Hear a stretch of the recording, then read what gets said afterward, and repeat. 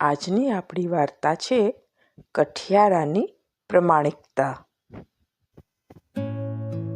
એક સુંદર મજાનું ગામ હતું. તે ગામમાં એક ગરીબ કઠિયારો રહે.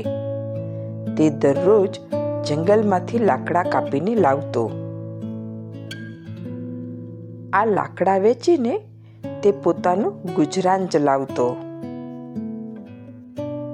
એક દિવસ જંગલમાં લાકડા કાપતા તેની કુહાડી હાથમાંથી છટકી ગઈ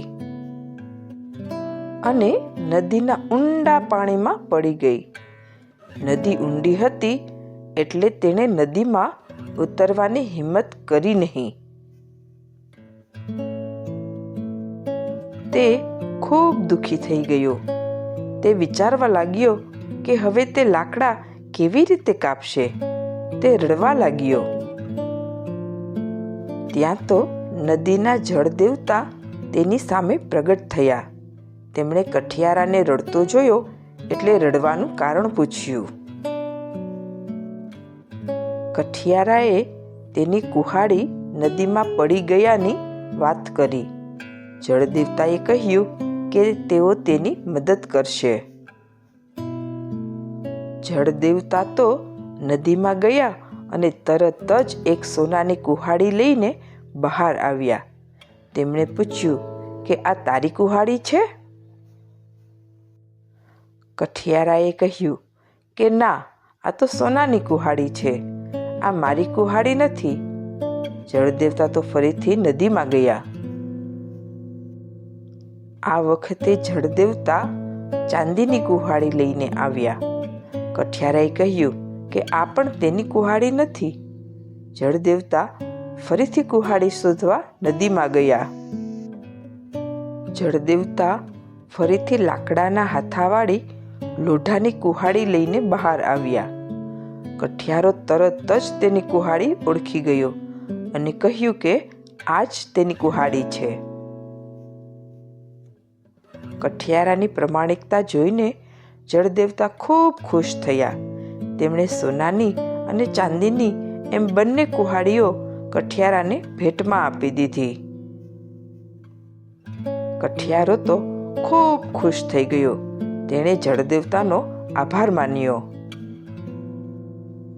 કઠિયારો તો લાકડાનો ભારો અને કુહાડીઓ લઈને ખુશ થતો થતો ઘરે આવ્યો.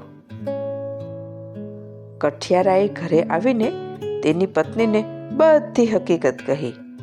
તેની પત્ની પણ ખૂબ ખુશ થઈ ગઈ. હવે આ બધી જ વાતો તેનો અદેખો પાડોશી સંતાઈને સાંભળતો હતો. અદેખા પાડોશીએ પણ કઠિયારાની જેમ લાકડા કાપવા જવાનું નક્કી કર્યું. તે બીજા જ દિવસે જંગલમાં લાકડા કાપવા ગયો. અદેખો પાડોશી તો જંગલમાં જઈને લાકડા કાપવા લાગ્યો. થોડી વાર પછી લાકડા કાપતા તેની કુહાડી પણ નદીમાં પડી ગઈ. જોકે તેણે જ ફેંકી હતી.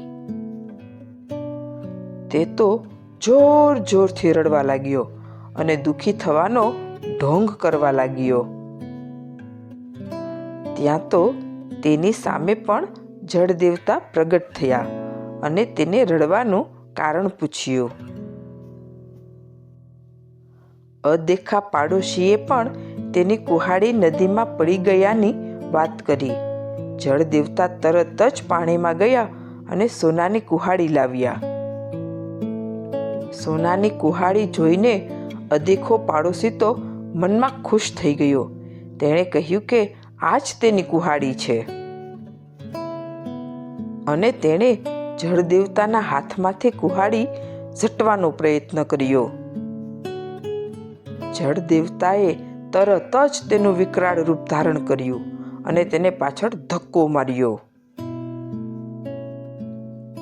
જળદેવતાએ કહ્યું કે બેઈમાન માણસ, તું સોનાની લાલચમાં ખોટું બોલે છે. જા, તને હવે કાંઈ નહીં મળે.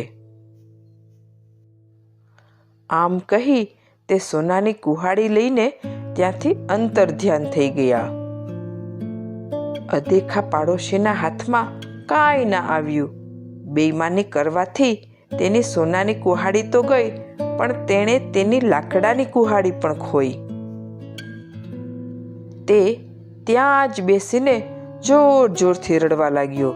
એને ખૂબ જ પસ્તાવો થયો, પણ હવે શું થાય? તો આ વાર્તા ઉપરથી આપણને શીખવા મળે છે કે પ્રમાણિકતા એક સદ્ગુણ છે અને બેઈમાની એક દુર્ગુણ છે. હંમેશા પ્રમાણિક રહેવું જોઈએ.